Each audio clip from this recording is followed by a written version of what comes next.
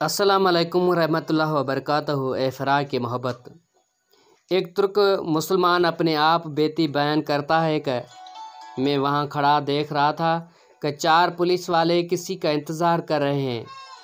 फिर एक शख्स नमूदार हुआ तो पुलिस वालों ने भागकर उसे काबू कर लिया और इसके हाथ जकड़ ले।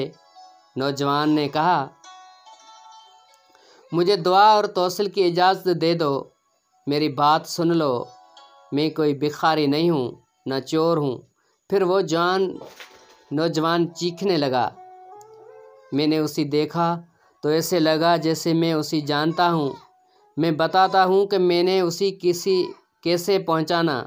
दरअसल मैंने उसे कितनी ही दफ़ा बारगाह रिसालत में रोते हुए देखा था। ये एक अल्बानवी नौजवान था जिसकी उम्र 35 या 36 साल के दरमियान थी। उसके सुनहरी बाल और हल्की सी दाढ़ी थी। मैंने पुलिस वालों से कहा, जब इसका कोई जुर्म नहीं है तो तुम इसके साथ ऐसा क्यों कर रहे हो? आखिर क्या इल्ज़ाम है इस पर? उन्होंने मुझे कहा, अरे ओ तुर्क, तुम पीछे हट, इसी मामले में बोलने का तुझे कोई हक नहीं। लेकिन मैंने फिर से कहा, आखिर इसका तुम्हारे साथ क्या मसला है?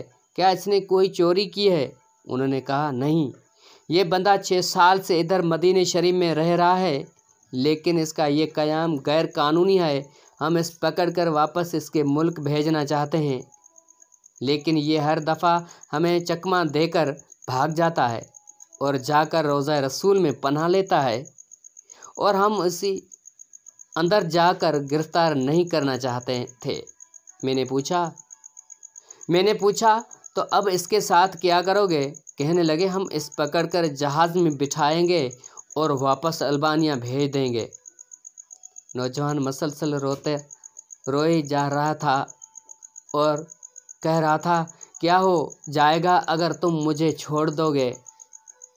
देखो, मैं कोई चोर नहीं हूँ, मैं किसी से भीख नहीं मांगता, मैं तो इधर बस मोहब्बत रसूल में रह रहा हूँ।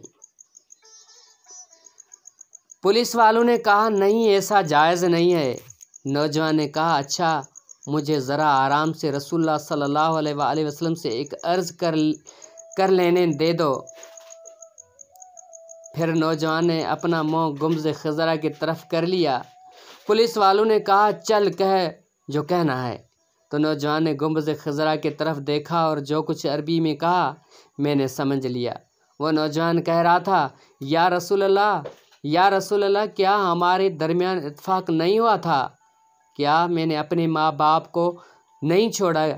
क्या अपनी दुकान बंद करके अपना घर बार नहीं छोड़ा? और ये अहद करके यहाँ नहीं आया था कि आपके जवार रहमत में रहा करूँगा। हजूर, अब देख लीजिए, ये मुझे ऐसा करने से मने कर रहे हैं। या रसूल अल्लाह, आप मुदाखलत क्यों नहीं फरमाते? या रसूल अल्लाह, आप मुदाखलत क्यों नहीं फरमाते? इतनी में नौजवान बेहाल होने लगा तो पुलिस वालों ने ज़रा ढील दी और नौजवान नीचे गिर गया। एक पुलिस वाले ने इसी डंडा मारते हुए कहा, ओ धोखेबाज, उठ। लेकिन नौजवान ने कोई रद्द अमल ज़ाहिर न किया। मैंने पुलिस वाले से कहा, ये नहीं भागेगा, तुम हमामात से पानी लाओ और इसके चेहरे पर डालो। लेकिन नौजवान कोई हरकत नहीं कर रहा था।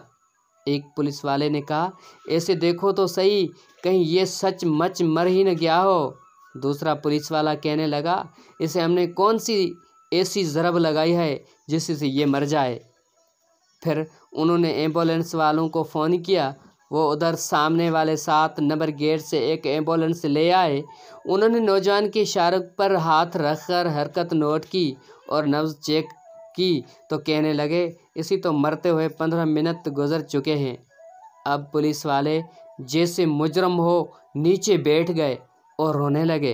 वो मंजर भी देखने वाला था। उनमें से एक तो अपने दोनों जानों पर हाथ मारते हुए कहता था, हाय, हमारे हाथ क्यों ना टूट गए। काश हमें मालूम होता कि इसी रसूलुल्लाह से इतनी शदीद मोहब्बत है। हाय हाय, हमारे हाथों क्यों न टूट गए। इसके बाद एम्बुलेंस वाले ने उसी वहाँ से उठा लिया और जन्नतुल बकिया की तरफ तजहीज़ व तकफीन वाले हिस्से में ले गए। गुस्ल के वक्त मैं भी वहीं मौजूद था। मैं उन्हें कहता था, मुझे भी हाथ लगाने दो, मुझे भी इसकी चारपाई को उठाने दो।